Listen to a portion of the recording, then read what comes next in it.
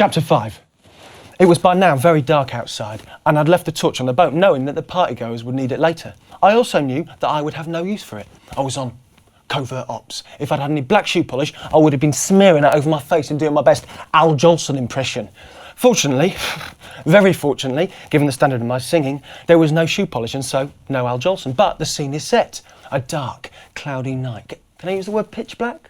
Some jackass will no doubt point out that London is never pitch black, what with all the constant orange glow of the streetlights and all. But how can you be so sure, I ask? Is it not possible that the little old man who goes around switching on the streetlights in London could have been late for work that night after a long day visiting his younger sister, who paints the dewdrops on the flowers at the bottom of the garden, who lives across the road from her uncle, who turns off the lights in the fridge near the little dirty boy who puts the dust on top of the picture frames, and dust upstairs from the elderly lady who puts the mould on all the strawberries less than an hour after you've bought them?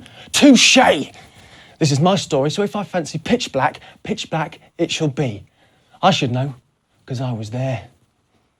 Oh, by the way, saying the word touché reminds me of the joke about George W. Bush, who asked a waitress for a quickie. She was very upset, thinking that he was following the errant sexual path of Bill Clinton. Turns out he was reading from a menu and just trying to order a quiche. Well, I thought you might be amused. Back to me leaving the boat. I went up onto the rear deck and they made a show of announcing my departure by jumping loudly down onto the pontoon. A brave thing to do at the best of times and absolutely stupid in the dark without a torch. Imagine the headlines: idiot drowns in mud in the Thames, too dumb to deserve to live. Fortunately, the ageing timbers of the pontoon did not choose this moment to give up the ghost.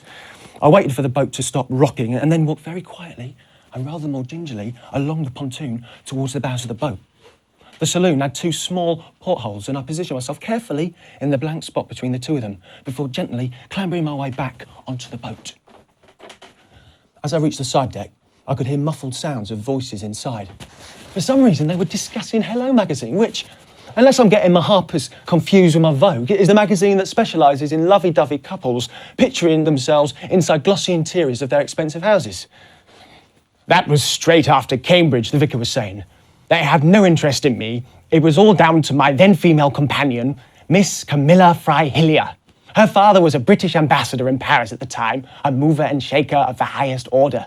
I couldn't hear the next few words correctly. I mean, it sounded like a formal kennel with the arses and now on empty, but, I mean, that can't be right.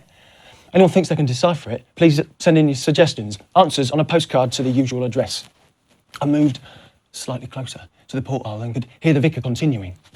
I was, in fact, so far beneath her that her mother felt I needed a stepladder just to kiss her beloved daughter's buttocks. I mean, I'd heard that joke before, but it was always well received. I think that the editors of Hello magazine were keen on making the poor Betsy look as seedy as possible to show just how far Camilla had been forced to demean herself in the search for love. We always suspected their main reason for featuring us was that they thought we were a good candidate for the Hello curse. Are you familiar with this phenomenon? I couldn't see anyone, but I can imagine the general shaking of heads. No, the vicar went on. The fact that most couples split up soon after the article about them is published. I am pleased to say that we did not prove an exception to the rule. We lasted barely a month after publication. Any well-bred woman would have far too much sense to consider actually marrying you, Breamore cut in, still sounding impatient to be elsewhere. Our futures did indeed lie in different directions, the vicar answered. She is now happily married to George Berenstein, the chairman of Coutts Bank. I met them for dinner recently. I thought that all these Cambridge people were gay, Billy G cut in.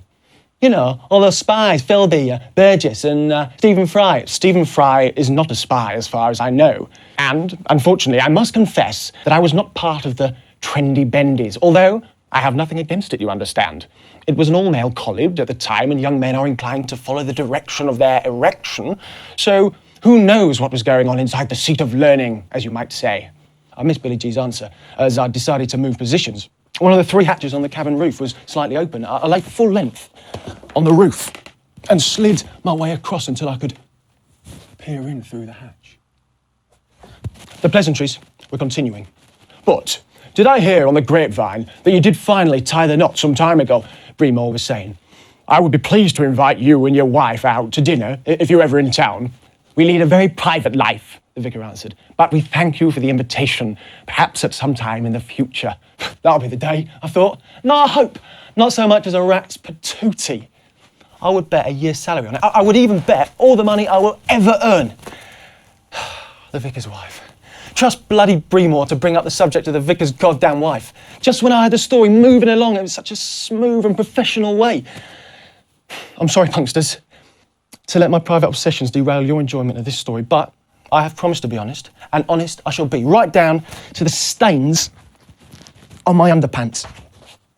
Perhaps now is therefore the time to come clean about my obsession with this mysterious lady. It's the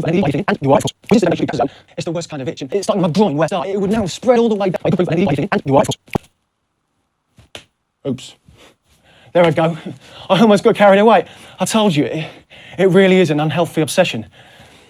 Time to get a grip of myself. A pause, a deep breath, a smart slap across the face and a couple of pints of beer, and we continue, ignoring all references to the vicar's wife.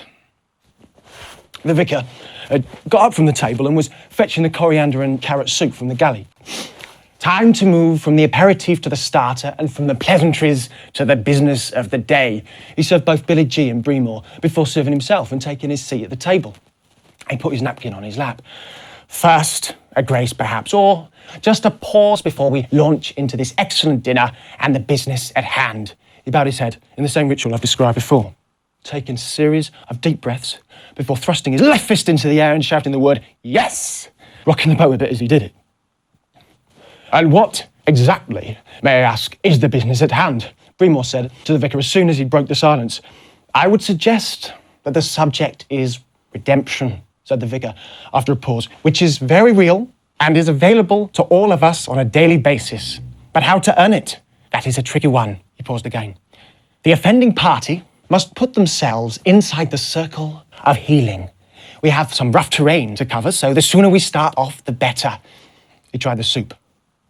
Excellent, as always. What terrain? Asked Breamore sarcastically. I assume you are going to give us some signposts, or even better, a map. Actually, I'm certain of only one thing, and that is the uncertainty of the outcome. Where we are going is how we get there. Those familiar with vicar speak will have heard this sort of phrase before.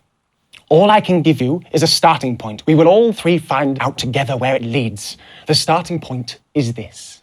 The vicar took another spoonful of the soup before continuing. I have a colleague of many years' standing who I fear may have been involved in some financial misdealings. Should I allow him the chance to address these issues in front of a select group of friends and colleagues, to take advantage of this redemption of which I spoke earlier? Or should I allow him to slowly but surely impale himself on these problems of his own making? That boy's not good.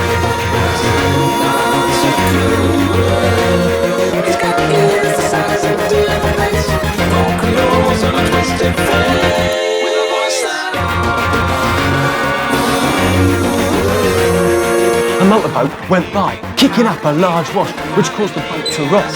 They all looked up. I backed away from the hatch, trying to find something to hold on to. The cabin top was now very wet, and it wasn't blessed with such simple things as handrails. I gripped the edge of the hatch and waited for the wash to subside. If you keep up your insinuations, I will have to consider suing you for defamation of character and loss of my good name. That would never fly. The vicar never missed a beat. You have no good name to lose.